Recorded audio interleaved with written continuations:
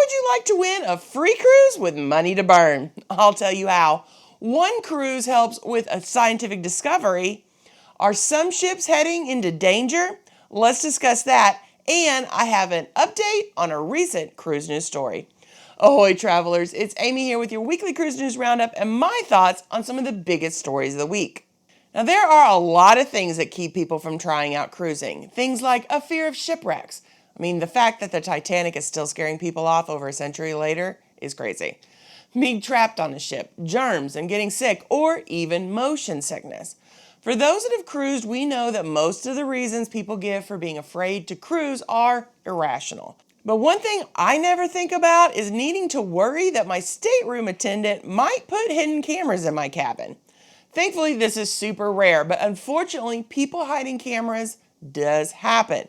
The most recent incident occurred on the Symphony of the Seas where a 34-year-old cabin steward was arrested on March 3rd after one guest found a concealed camera under the sink in the cabin's bathroom. Arvin Joseph Marisol, a crew member from the Philippines, was found with videos of women undressing as well as child pornography. Marisol claimed to have been hiding cameras in staterooms since he began working on the ship in December of 2023. He also was hiding under the bed while guests were in the shower. The last time something like this happened, I made the comment that cruise lines may need to upgrade their vetting process for crew members beyond a simple paper check. Background checks are not going to tell you much more than if a person has been caught doing something bad. Some will only list convictions, not even charges. There's definitely more that can be done during the vetting process, although that's going to mean time and money. While things like this are rare, it is the second time in the last year that someone on board a Royal Caribbean ship has been charged with hiding cameras. Back in May of 2023, Jeremy Froyas, a passenger, was charged with video voyeurism and attempted possession of child exploitative material after hiding a camera in a public restroom near the Flow Rider and a bar. So what should cruisers do? Be aware of your surroundings. If something seems out of place, speak up and say something. Maybe it wouldn't hurt to grab an inexpensive hidden camera detector on Amazon, especially for those who travel a lot and spend a lot of time in hotels, Airbnbs, or similar places. They're small and they take only a few minutes to scan a room for any hidden devices. It's sad to think that things have come to this point, but not everyone out there is a good person. Do you have one of these hidden camera detectors? I'd love to hear from you if you do. Are you a fan of a male in a tux? What if he's short and waddles when he walks? Well, a recent Viking expedition team discovered a whole new group of tux wearers when they came across a previously unknown colony of chin-strap penguins.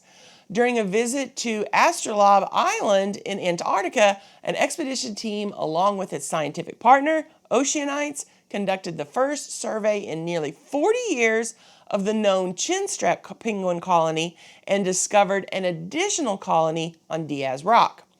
I think it's great that these expedition cruises help with scientific fieldwork that monitors penguin colonies, and now even help discover a new one. Can you imagine if you had been one of the lucky few on that expedition cruise? Have you ever been on an expedition cruise? Talk about a bucket list item. The cost alone is prohibitive for me, but a girl can dream.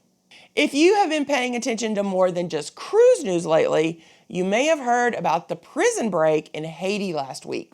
Gang violence has increased to a point where over 3,500 prisoners were broken out and escaped from Haiti's National Penitentiary in Port-au-Prince. Warring gangs confront most of the city, terrorizing and forcing more than 300,000 people to flee their homes. Monday, gangs attempted to seize control of the international airport. Haiti has declared a state of emergency, and the U.S. has issued a level 4 travel advisory, which is the highest level. They've told U.S. citizens to depart Haiti as soon as possible. Meanwhile, I kept checking and hadn't heard one thing about cruises suspending travel to the area.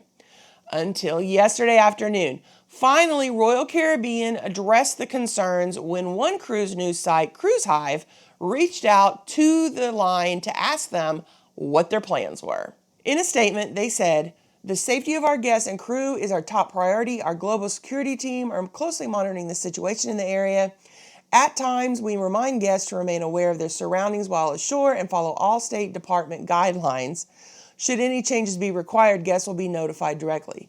I mean, the State Department guidelines say don't go to Haiti, but okay.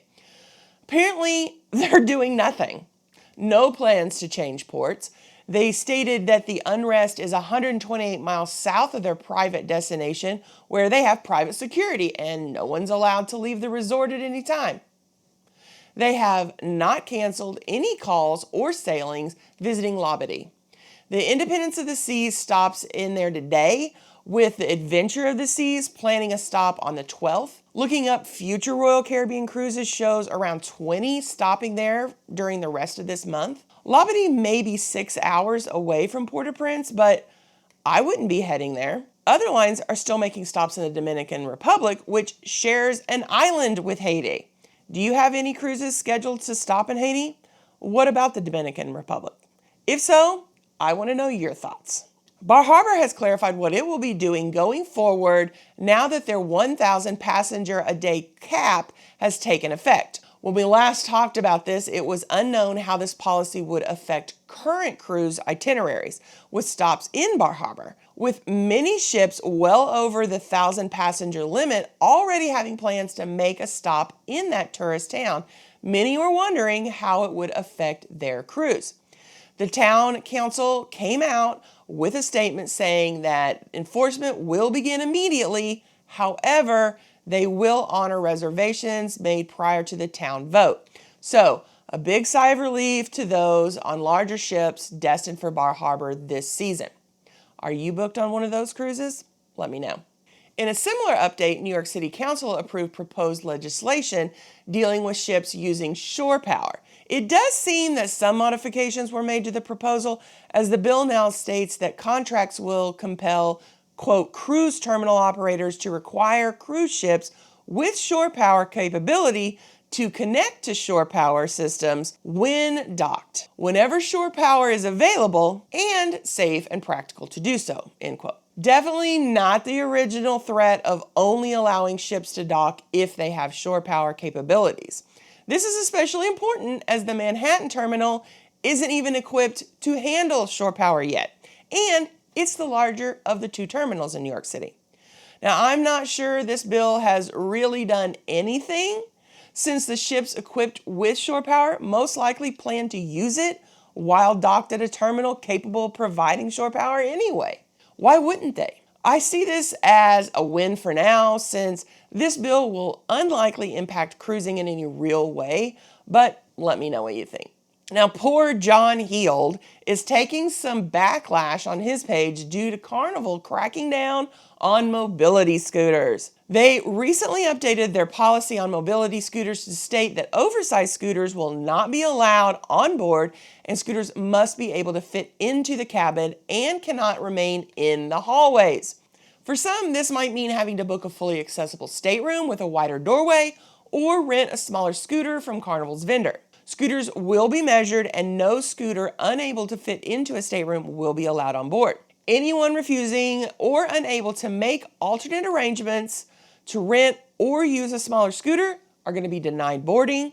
And all this is being done for the safety of everyone on board, as scooters left in hallways are a hazard. People can trip over them, other scooters can't get around them. Stateroom attendants have trouble navigating hallways with their carts, and I can only imagine that they have to be a big no-no when it comes to fire safety and needing to clear avenues in case of an emergency. Of course, some are unhappy about this and went to Facebook to vent their frustration. One cruiser said, "John, it is my wish that one day you have seriously bad health and find yourself having to use a mobility scooter.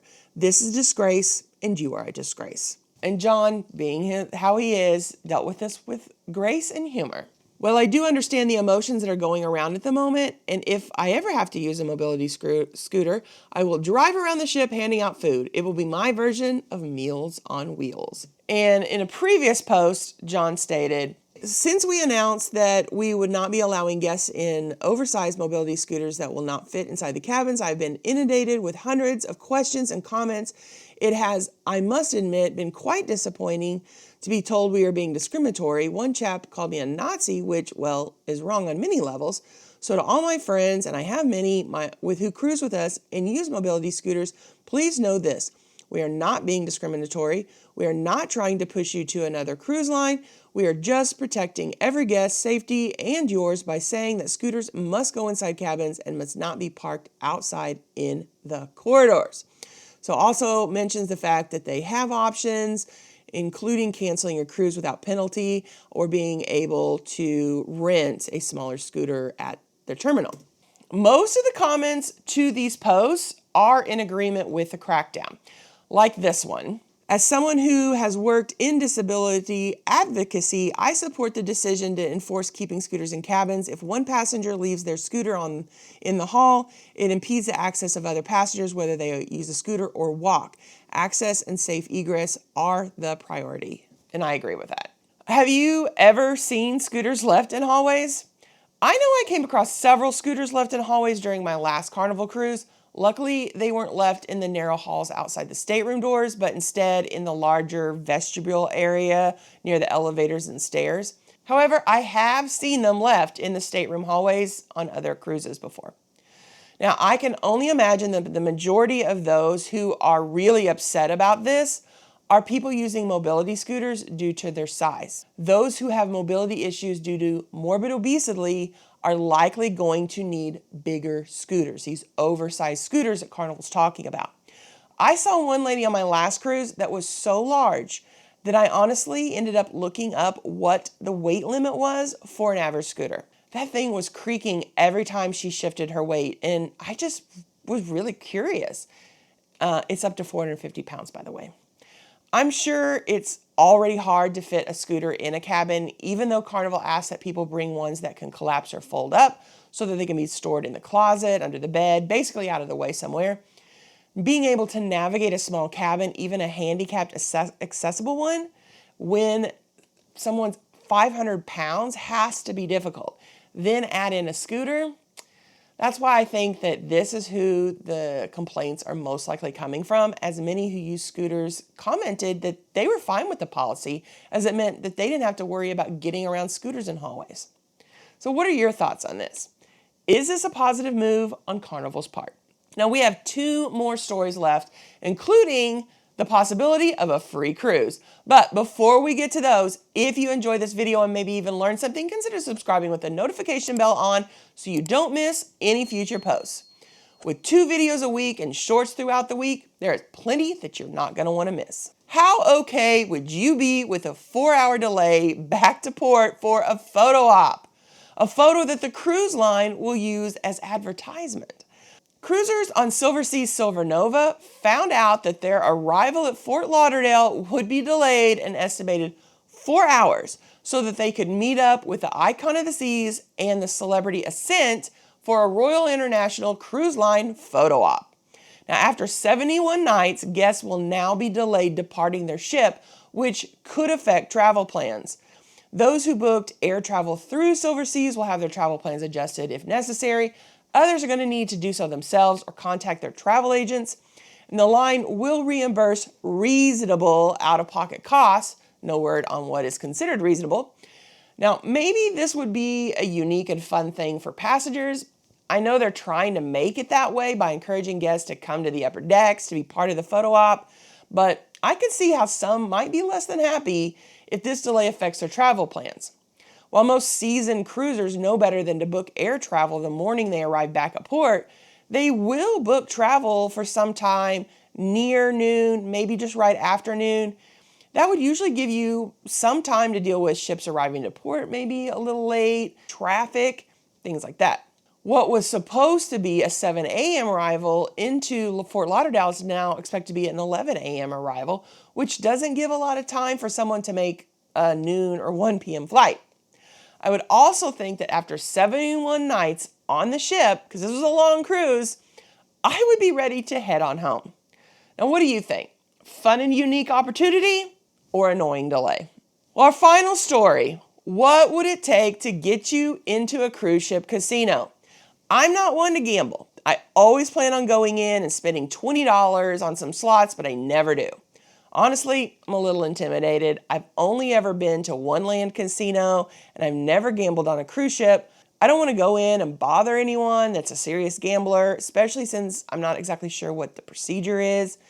Playing at one of the tables is even more intimidating to me, but I'd be willing to try it all out if it came with a free cruise and money to burn in the casino. The site casino.org is hosting a contest where one lucky gambler will win a free cruise on the new Sun Princess to test out their casino. They will be giving $500 in cash to gamble away with an additional $500 in onboard credit, which of course you can gamble away. The contest runs from now through the end of April, and it's limited to one entry per person. U.S. and Canadian residents will need to take their Caribbean cruise in either October or November of this year, and UK residents will need to do so in either June or September for a Mediterranean cruise.